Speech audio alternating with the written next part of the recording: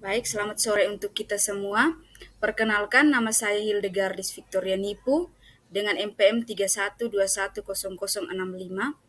Pada kali ini saya akan membagikan materi tentang tindak tutur pragmatik. Nah, teman-teman, sebelum kita melanjutkan pada penjelasan yang lebih mendalam tentang pragmatik, yang paling sederhana di sini yang kita ketahui yaitu pragmatik berkaitan dengan ilmu bahasa.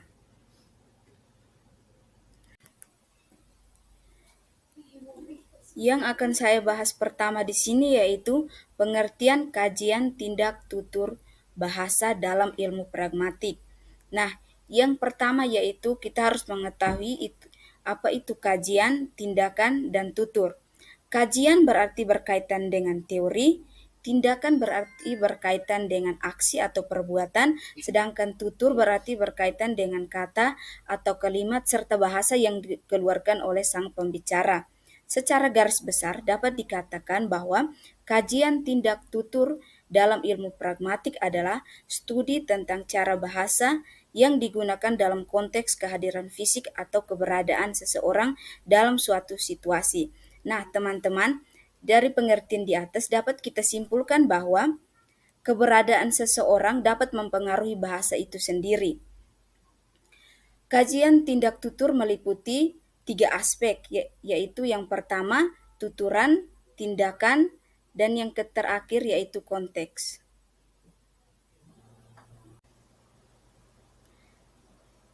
Yang berikut yaitu Austin membagi tuturan menjadi dua, yaitu yang pertama tuturan konstatif, yang kedua tuturan performatif.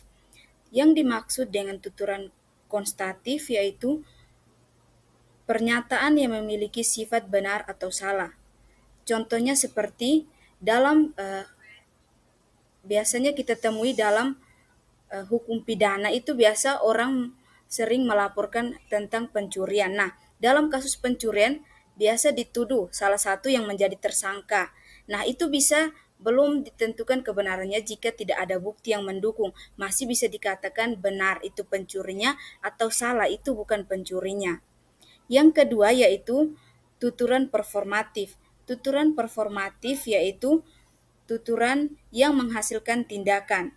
Contohnya seperti ketika kita berkunjung ke sebuah hutan dan di situ ditulis awas ada anjing liar. Berarti itu ada salah satu kalimat yang menyatakan tentang situasi dalam hutan tersebut dan juga bisa memberikan tindakan kepada kita bahwa kita juga harus berhati-hati karena di dalam itu ada anjing liar.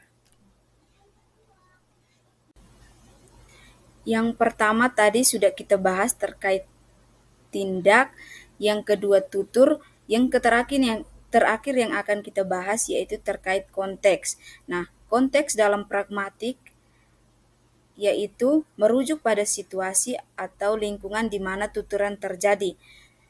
Contohnya waktu, tempat, hubungan pembicara, pendengar serta budaya sosial yang berada di sekitarnya. Konteks sangat mempengaruhi pemahaman dan interpretasi pesan, serta penggunaan bahasa yang tepat dalam situasi tertentu. Prinsip-prinsip konteks sangat penting dalam memahami maksud sebenarnya dari percakapan atau teks yang disampaikan oleh pembicara. Adapun jenis-jenis konteks, konteks yang pertama yaitu konteks fisik. Nah, dalam konteks fisik berarti berkaitan dengan ruangan, tempat, dan situasi terjadinya konteks tersebut. Yang kedua yaitu konteks sosial berarti merujuk pada norma-norma atau kebudayaan yang berlaku dalam lingkungan tersebut. Yang berikut yaitu konteks linguistik.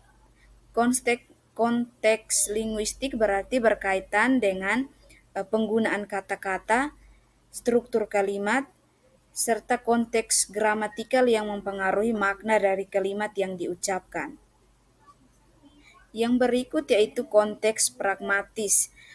Konteks pragmatis ini berarti berkaitan dengan aspek-aspek pragmatis dari komunikasi seperti tujuan berbicara, maksud tersirat, implikatur, dan strategi komunikasi yang digunakan saat proses berbicara.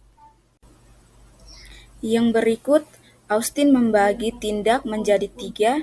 Yang pertama yaitu tindak lokusi. Tindak lokusi adalah tindakan yang menyatakan sesuatu. Tindak lokusi yaitu sejenis tindakan yang digunakan oleh penutur melalui ucapan atau tuturan mereka. Contohnya tindakan lokusi yang termasuk yaitu seperti meminta, menyatakan, menyesali, menyarankan, bahkan mengancam. Contohnya meminta yaitu dengan kalimat yang sering kita ucapkan yaitu tolong tutup pintunya. Menyesali contohnya pada kalimat maaf saya sudah terlambat masuk kelas. Yang berikut yaitu tindak ilokusi. Tindak ilokusi adalah tindakan melakukan sesuatu berdasarkan apa yang dikatakan.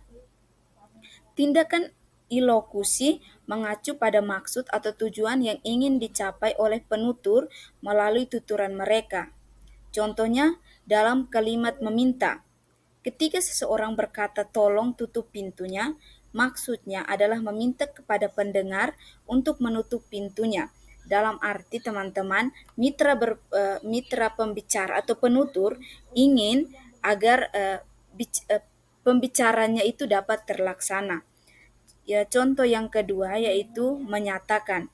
Pada saat seseorang menyatakan, saya yakin kamu akan berhasil.